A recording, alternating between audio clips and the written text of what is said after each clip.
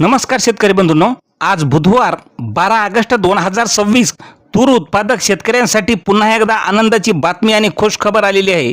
शेतकरी मित्रांनो, पुन्हा एकदा आपल्याला तुरीच्या दरात मोठे बदल पाहायला मिळाले असून काही बाजार समितीमध्ये जबरदस्त वाढ पाहायला मिळाली आहे।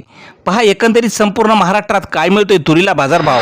पण अजून मित्रांनो, चॅनलला आपल्या सबस्क्राइब केलं नसेल तर सबस्क्राइब करा, कारण असे दररोजचे बाजारभावाचे व्हिडिओ आपल्याला पाहायला मिळतील।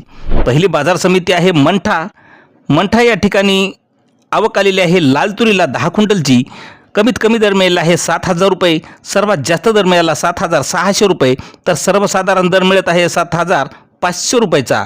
यानंतरची मित्रांनो बाजार समिती आहे मेहकर या ठिकाणी लाल तुरीला आवक आलेली आहे 150 क्विंटलची, कमीत कमी दर मिळाला 7,000 रुपये, सर्वात जास्त दर मिळाला 7,695 रुपये, तर सर्वसाधारण दर मिळत आहे 7,500 रुपये।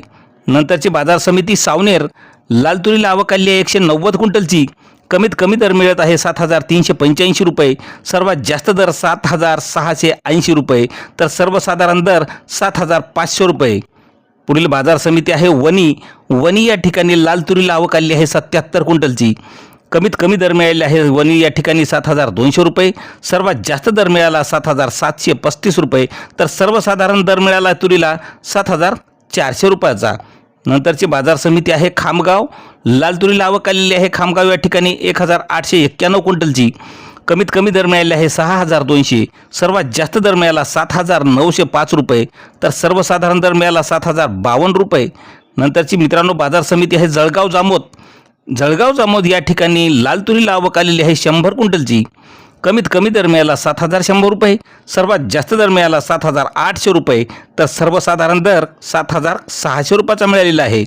नंतरची बाजार समिती आहे जिंतूर या ठिकाणी लाल तुरीला आवक आलेली आहे 35 क्विंटलची, कमीत कमी दर मिळाला जिंतूरला तुरीला 7,500 रुपयाचा, सर्वात जास्त दर मिळाला 7,651 रुपये, तर सर्वसाधारण दर मिळाला 7,568 रुपये।